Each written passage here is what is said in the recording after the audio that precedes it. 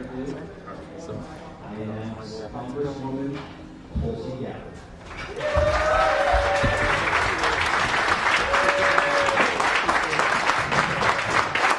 Aloha! Thank you so much. Thank you everybody for coming out. It's nice to see you. It's great to be here in Council Bluffs. Thank you, John, for your kind introduction. And thanks to, I got your name wrong. I apologize. I called you John. I meant to say Rob. Thank you. Rob and Peter, you've been great, and I appreciate your support in helping organize and pull this off.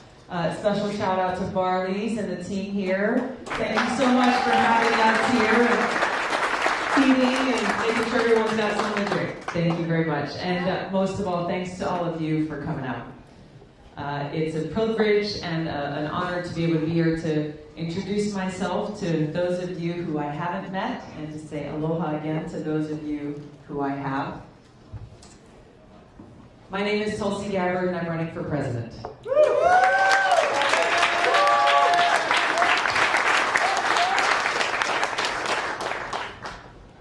You know, we're at a place in our country that is very disheartening right now. We have self-serving politicians in Washington, people in positions of power, both in politics and in the media, greedy corporations who are tearing us apart for their own selfish interest, driving divisions between us, driving wedges between us for their own selfish gain, putting politics ahead of people, putting greed ahead of our well-being, putting their own cliques in media, trying to capitalize off of divisiveness rather than on bringing our people together to deal with and address the challenges that we face. The answer to these challenges lies in something in Hawaii that we call aloha. Because aloha is so much more than just hello and goodbye. What aloha really means, when I greet you with aloha or I come to you with aloha, what I'm saying is I come to you with a deep respect and with love and with care. Transcending and going beyond the things that make us unique, transcending the color of our skin, who we love, how much money we make, where we come from, how we worship. All of these things that those in positions of power are using to try to divide us, aloha brings us together because it recognizes that we are all children of God. It empowers us and inspires us to recognize that we are all brothers and sisters. And it teaches us that when we stand united, that when we stand together in this spirit of aloha, there is no challenge we cannot overcome. And the challenges are great. The obstacles sometimes seem insurmountable when we look at those forces that we are up against. But as we look throughout history, time and time again, we are shown, and it is proven, that it is only when we, the people, stand together, when we stand united in caring for each other and with love for our country, that we can truly make the kinds of systemic and big change that we know we need to see in this country, that puts the well-being of the people and our planet first.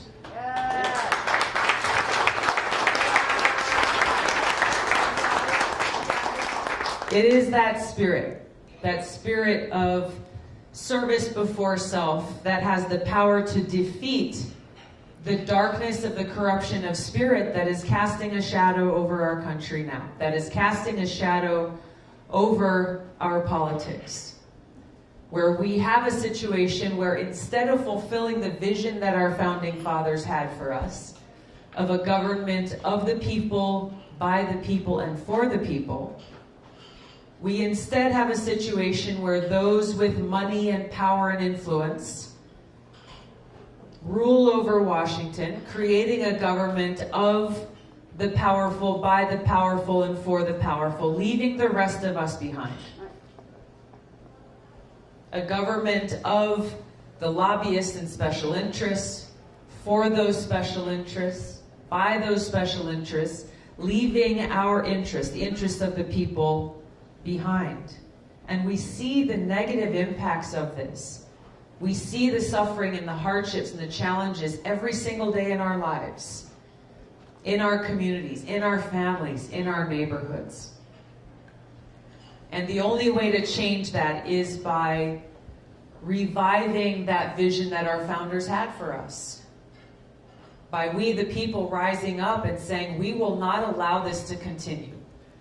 We will not allow ourselves to continue to be abused and used by those who are continuing to push their own selfishness, for their own greed, their own power, ahead of everything else. Almost 15 years ago, I raised my right hand and made a promise.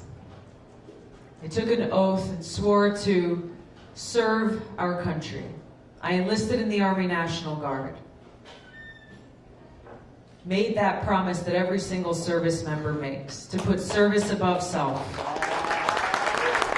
Putting our lives on the line for our country. It is those values, that soldier's heart of service above self, that I will bring to the White House as your president. To bring back those values of honesty and integrity and respect to the presidency that each and every one of us deserves. I love you. You're awesome. I'm so glad I'm standing next to you. Because that is what our White House should represent. Our White House should be that beacon of light, that beacon of hope, that beacon of positive change, where each and every one of us knows that our voice is being heard and represented and served. That is what our campaign is about, and that's why I'm running for president.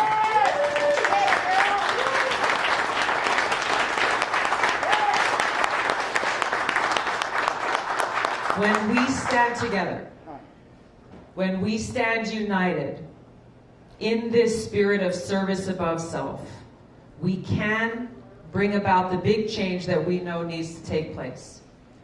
When we stand united, we know that we can bring about Medicare for all, to make sure that every single person gets the health care that we need.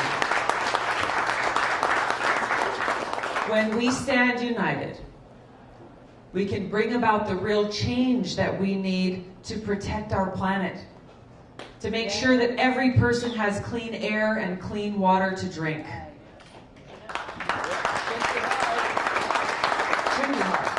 Exactly. When we stand united, we can bring about real criminal justice reform, shut down private prisons making money off the backs of everyday Americans, end the federal marijuana prohibition, end the failed war on drugs, and make sure that we have a system that is actually helping people who need help get the care and the help that they need. When we stand united, we can bring about change to our broken financial system on Wall Street, a situation where the banks today, hard to believe, are even bigger today than they were in 2008 when they were too big to fail. People who are continuing to make money and gamble with our futures. It is when we stand united that we, the people, can take on those forces of greed and corruption that have ruled for far too long.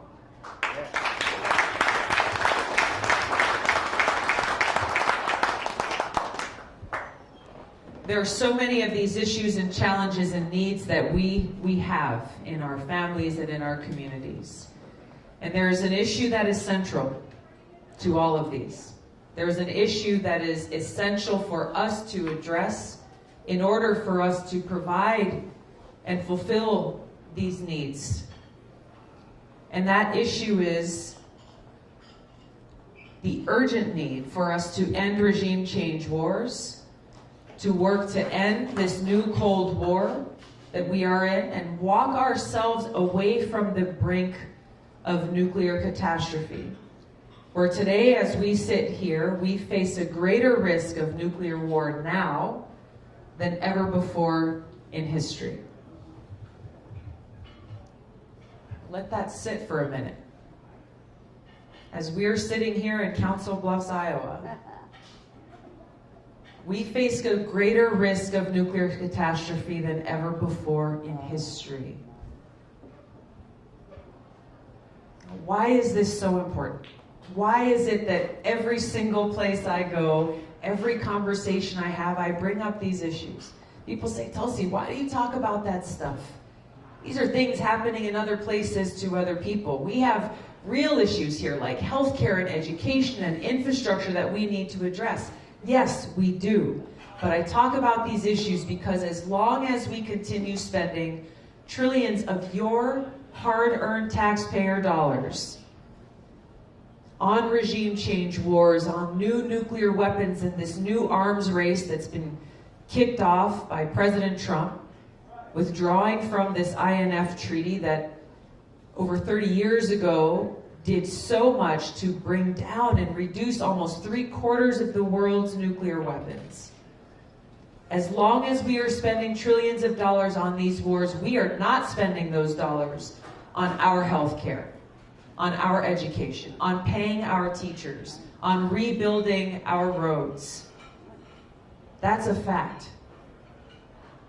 So there is no more domestic issue than ending our regime change wars, than bringing about an end to this new Cold War and this nuclear arms race, because until we do that, we cannot have what we need to address these challenges we have right here in our homes, right here in our communities.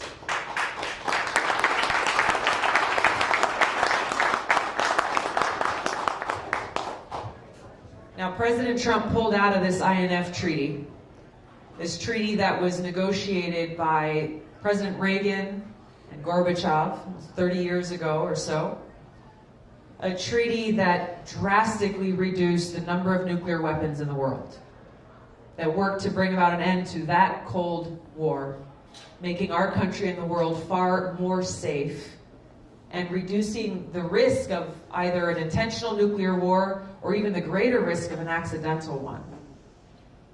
Now, as we look through history, as we have many of these nuclear weapons in the world, many of them on hair trigger alert, meaning they can be popped off within seconds, we have seen example after example of near misses of nuclear wars being kicked off on accident, nuclear wars that would literally destroy our planet. And so now with President Trump pulling out of this treaty, rather than choosing the right and courageous path of strengthening the treaty, trying to bring other countries like China into this treaty, he chose to walk away, putting our country and the world at greater risk.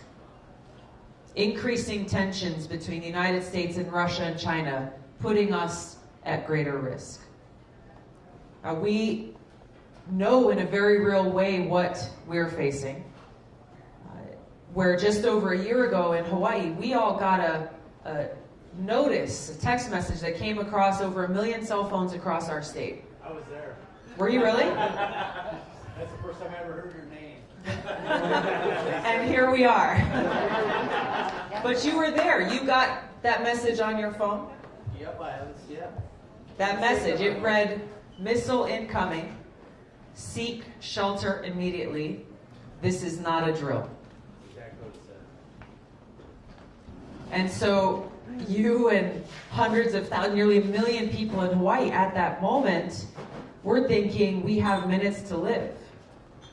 Right? Exactly right. Where do we go? It says seek shelter immediately, but where was the shelter? There's no nuclear bunkers. There's no fallout shelters. Where's he? Malka. Malka. Exactly. Smart. That's a lot of my friends.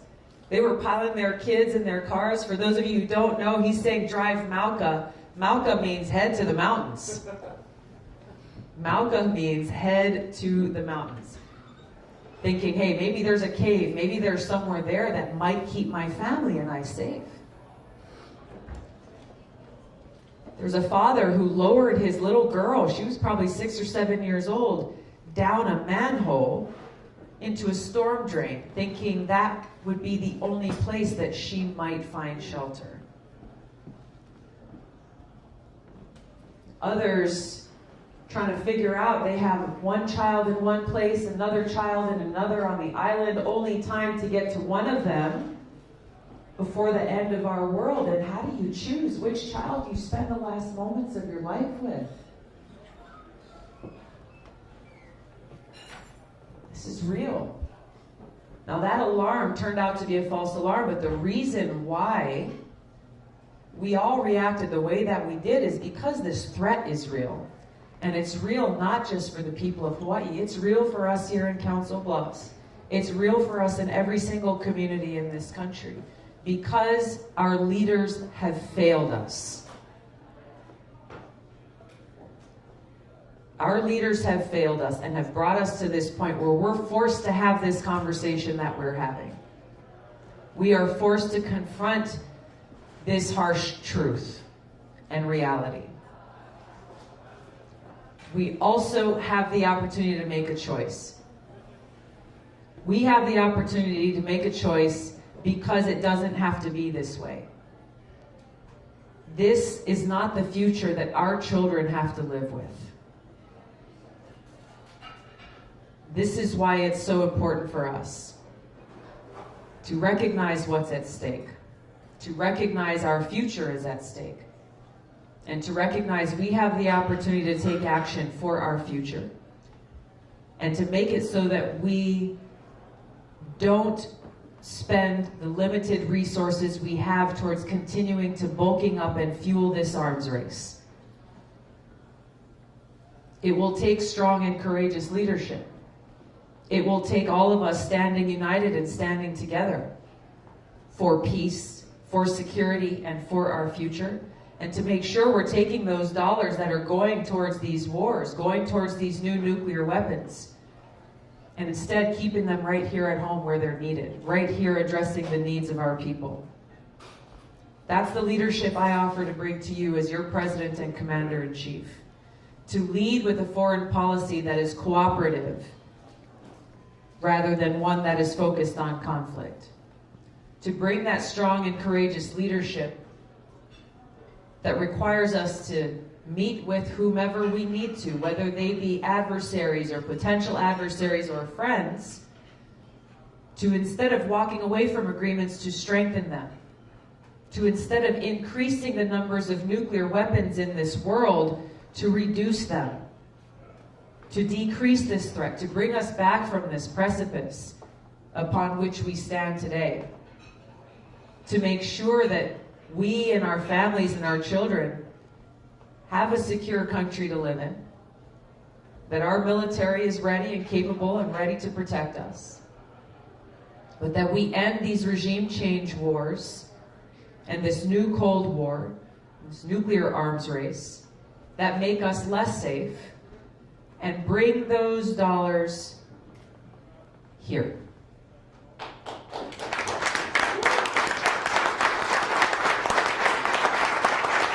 Because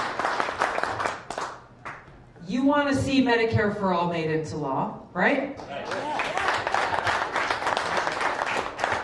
You want to see more investment in our teachers and our education system so our kids get the education they need. You want to see real change and real investment in a new green economy and renewable energy system. All of these things can and need to happen. They only happen if we make sure that our priorities are straight.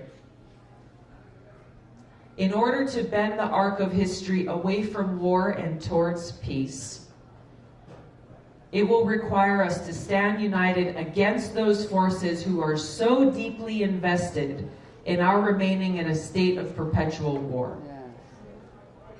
And there's a lot of people who are making a lot of money off of us and those who are suffering as a result. But what we have the power to do is to change that arc, change it away from war and towards peace, to fulfill our destiny of a new and bright path towards peace and prosperity for every American. And that's what I'm here today asking you to do. I'm asking you to join me in building this movement of peace both here at home and abroad, so that we can fulfill the vision of our country that our founders had for us and make sure that we have peace, prosperity, opportunity, justice, and freedom for every single American.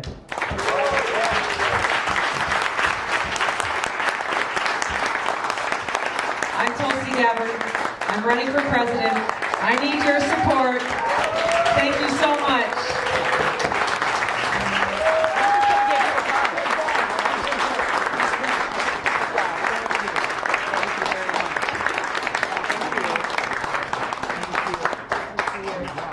Thank you. Here we go. Hello, my name is Peter Johnson. I'm from Sydney, Iowa, a small town about 45 miles south of here. Rodeo Town, USA, first week of August, come down. But I recently ran for Fremont County Supervisors, and it really demonstrated to me in a different way how important our political process is, and how important it is to keep our elected officials accountable and those seeking office, and how important it is to ask them questions. And so with that, we're going to begin with a few questions from the audience for Tulsi. Okay. So right here. Hi, my name is Sarah Pearson. First of all, thank you so much for what you said about ending nuclear war. My grandmother actually survived the war in Japan and came here to the Midwest and was able to build a life here. And I work for Housing Works, the nation's largest aid service organization, or community-based aid service organization.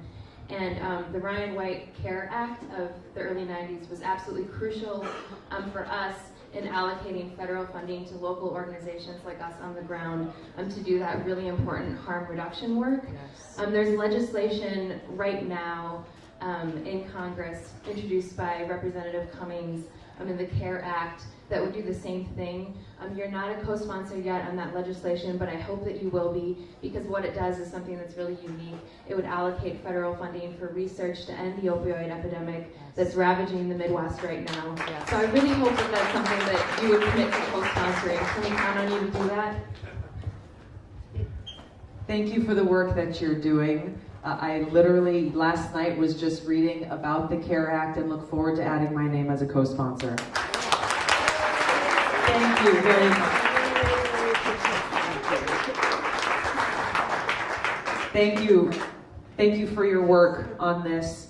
I want to just touch on this briefly because this opioid epidemic is ravaging so many of our communities and taking so many people's lives. And as I talked about our broken criminal justice system and our failed war on drugs, it is a travesty that we have people going through our criminal justice system for smoking a joint, while we have companies like Purdue Pharma who are laughing their way to the bank, making money off proliferating these highly addictive drugs that are ruining people's lives all across this country. They are the ones we need to be prosecuting. Yes. They are the ones we need to be holding accountable.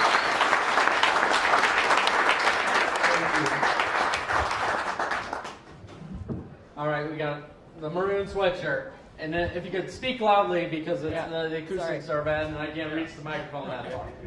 Congressman, you introduced Bill H.R. 3671, the OFF Act, is Yes. that right? Yes. And in it, I think you call for the elimination of fossil fuels by the year 2035. Yeah. Are you serious about that? It is an aggressive goal. And we are working on strengthening that legislation as we move forward in this new Congress to make sure that we have a practical, actionable plan to end our dependence on fossil fuels and invest in a new green economy. So much of this has to do with making sure that we actually offer real solutions to accomplish that, to include making sure that those who are working within those fossil fuel industries are able to get the job training and the investment needed to be able to move to a new industry. There is so much opportunity.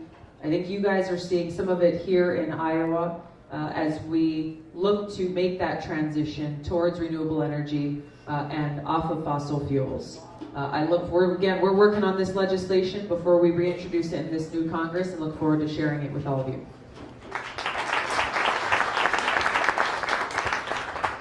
Hi, my name is Glenn Hurst. I'm actually a family physician here in rural Iowa, and I really appreciate what you shared about the opioid crisis.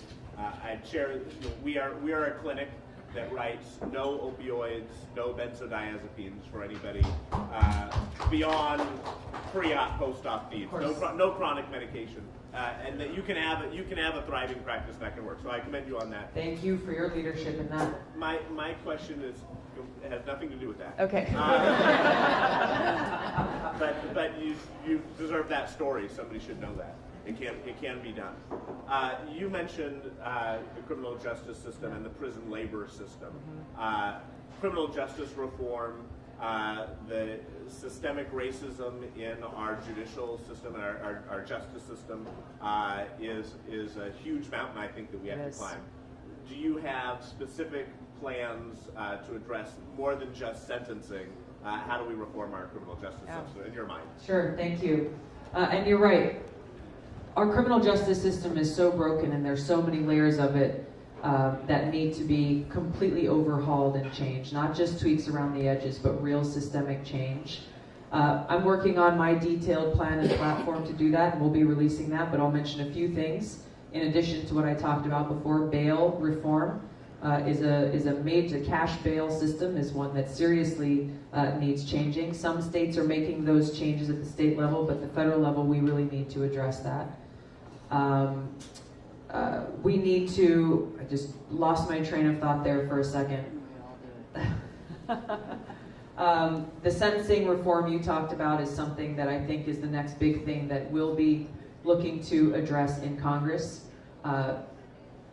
Addressing the issue of the fact that our prosecutors receive very little to no training required to deal with the kinds of challenges and decisions they're faced on a daily basis, really with people's lives in their hands. That's something that there are local activists and folks at the grassroots level who are trying to install, prosecutor academies to help these young lawyers who are graduating from school and immediately being placed in a position of tremendous power to be able to have more training and a better understanding of the power they wield.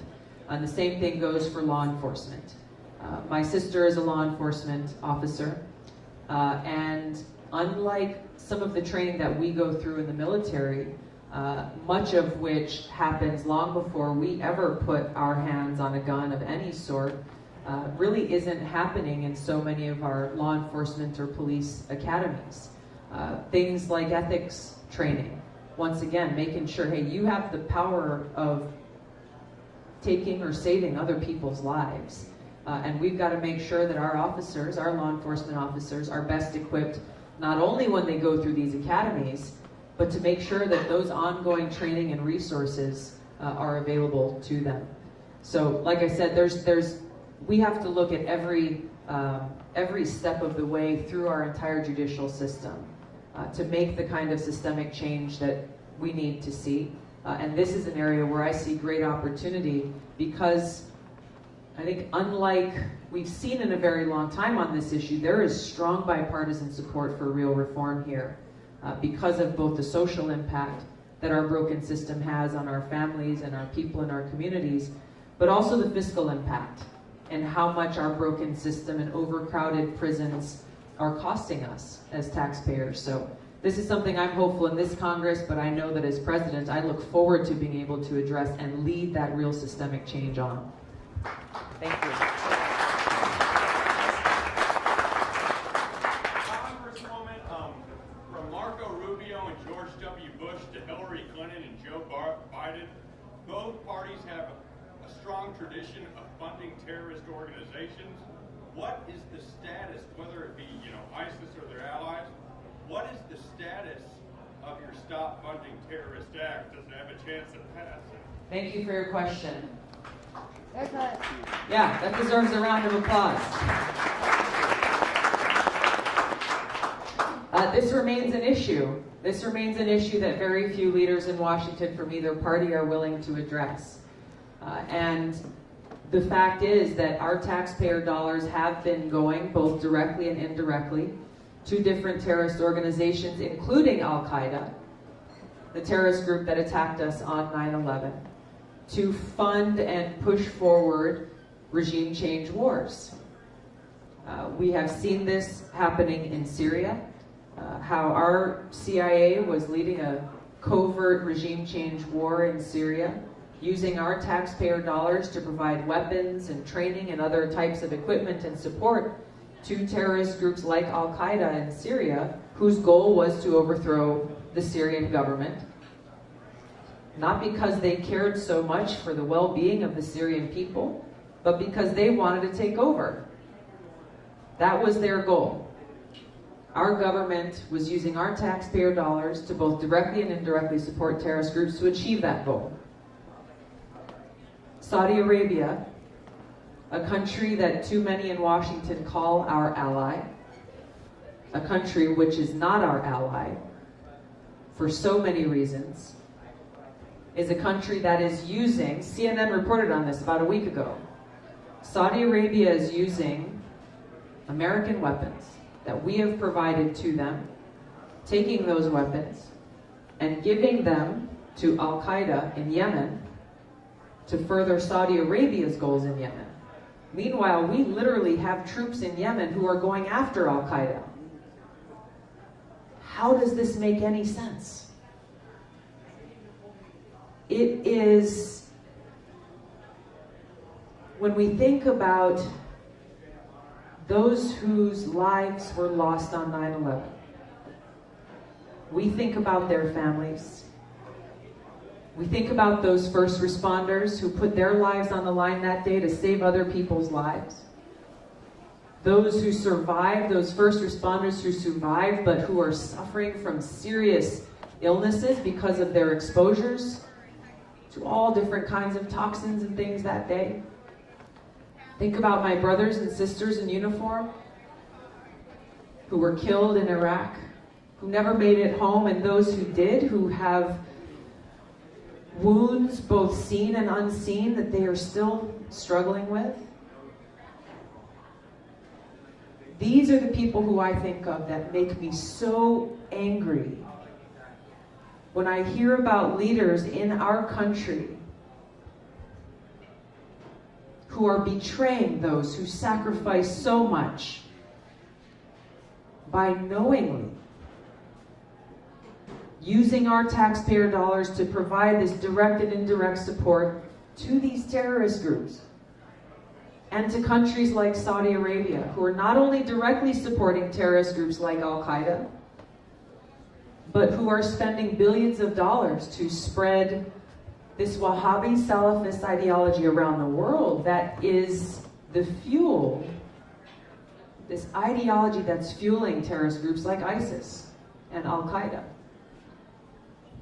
This is happening before our very eyes. You know how many co-sponsors I got to my Stop Arming Terrorists Act in the Senate last year? Anyone want to take a wild guess? One. Rand Paul. One.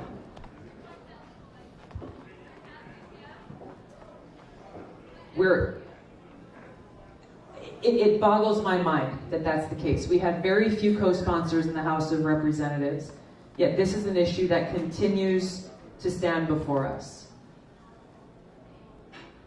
this is something that we continue to need to address.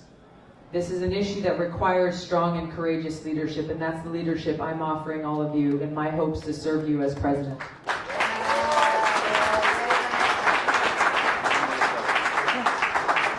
Last one. Yes, here.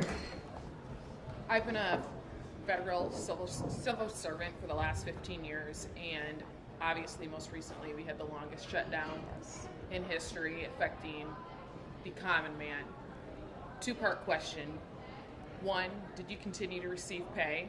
And two, as president, what would you do to prevent situations like this from happening again? Thank you. Through every government shutdown, including the last one, I've returned my pay.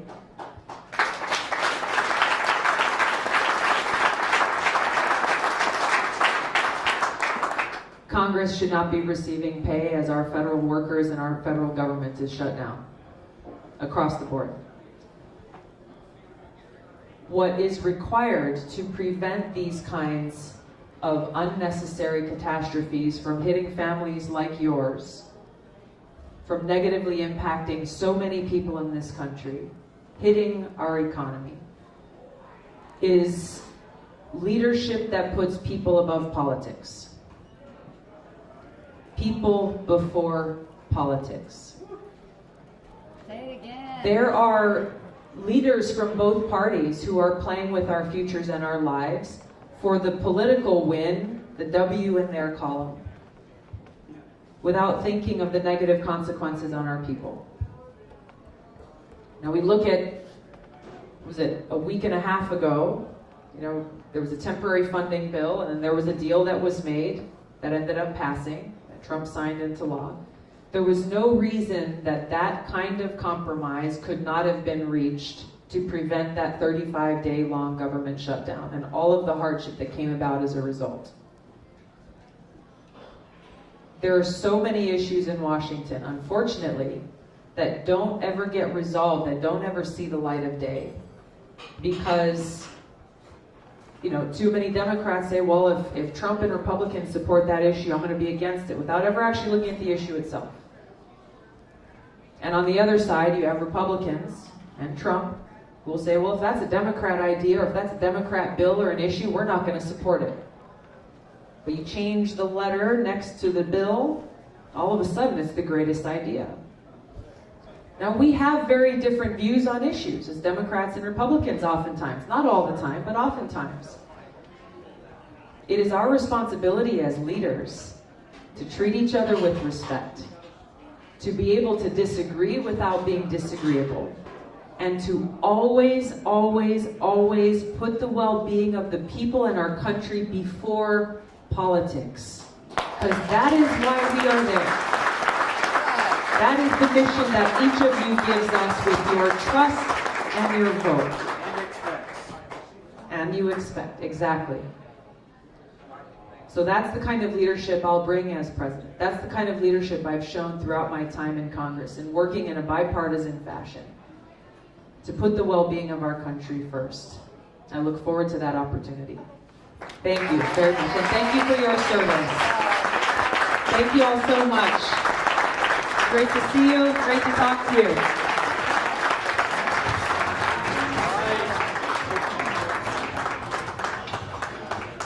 So if you want a picture with Congressman Gabbard, we'll form a line this way. And pictures will be in the back of the room. Yeah, absolutely.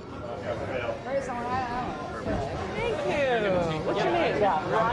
Ronnie. Nice to meet you. That's his wife. How you been all the way? He's running for Senate. Awesome. Steve, right? Steve, right on. Cool. We'll take a picture in a minute. Right behind Josh. Thank you. In 3/4 of Iowa, we will be by 2021 100% wind energy. So now we export a lot of that, but inside those borders, we produce more than we use. So yeah. And so if somebody says, hey, I'm not sure you can do that. That's so true. Thank you. Thank you. You're good. Perfect. We're going to do it right over here.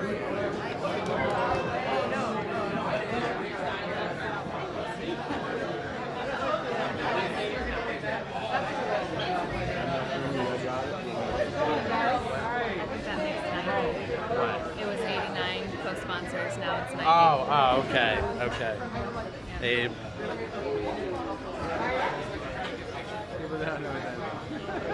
What do you do over there in Sheridan? Wow. Yeah, it's gonna be. I think they're gonna talk to her and just clear out those cameras.